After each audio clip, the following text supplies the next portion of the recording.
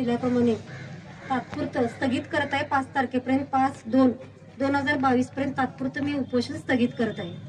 नाही खोकं निघलं तर ते पण सांगा तिथं. आणि परत 5 तारखेनंतर जर खोकं निघलं नाही तर परत मी आमरण उपोषणला 6 तारखेला परत बसणार आहे.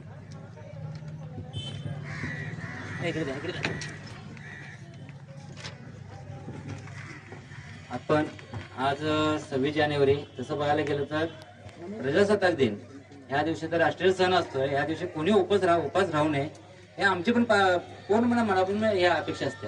परंतु आज माझ्याच कुटुंबावर वेळ आली की आज जिलेबी खायची सोडून बिना अन्ना पाण्याचं इथं बसवलेलं माझ्या कुटुंब. हे दुर्दैव आहे आमचं.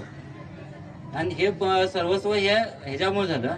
तरी ह्या आज या इथं आम्ही जे उपोषण केलं त्याला खास करून हातले पोलीस ठाण्याचे जाधव साहेब, उरपाटे साहेब आणि पाटील साहेब यांनी जे मोलाचं सहकार्य केलं आणि हे जे समिट घडवून आणला याबद्दल मी पहिला त्या सर्वांचा ऋणी आहे. आणि त्यांचं ऋणी पण राहील आणि त्याचा आभार पण मिळेल. त्याचबरोबर ह्या ग्रामपंचायत समोर चालू असलेल्या उपोषणाला जे माझ्यावर प्रेम करणारे किंवा न्यायाच्या बाजूला लढणारे जे आले सहाय्य केले, हे सहाय्य करून आम्हाला पाठिंबा दिला त्या सर्वांचे ग्रामपंचायत सदस्य, ग्रामपंचायत सरपंच, उपसरपंच सदस्य, खास करून आज मी चव्हाण साहेबांचा पण आभार मानतो की आज आमची मागणी मान्य झाली.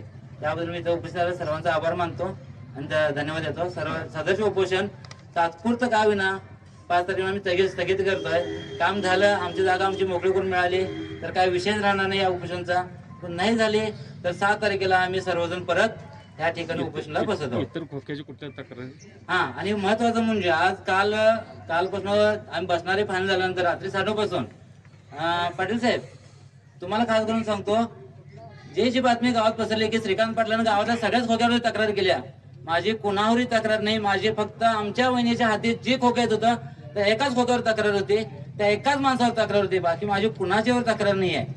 जी बातमी गावात गेली त्या सर्वांना मी विनंती करतो की माझ्यामुळे तुम्हाला त्रास झाला त्यावेळेस मी तुमची जाहीर माफी मागतो.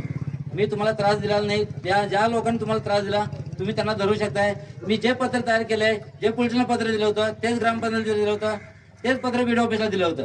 त्या पत्राचे झेरॉक्स मी कुणालाही कधीही देऊ शकतो. त्याचे पोचेस सहित मी कुणावरही फक्त एकच खोक्यावर तक्रार केली होती. बाकी गावातल्या कुठल्याही 200 खोक्यावर मी तक्रार केली नाही. एसटीडीवर तक्रार केली, कुणावर केली नाही. आपण सर्वजण आलात साहेब, धन्यवाद. हे तात्पुरतं उपोषण आम्ही स्थगित करत आहोत.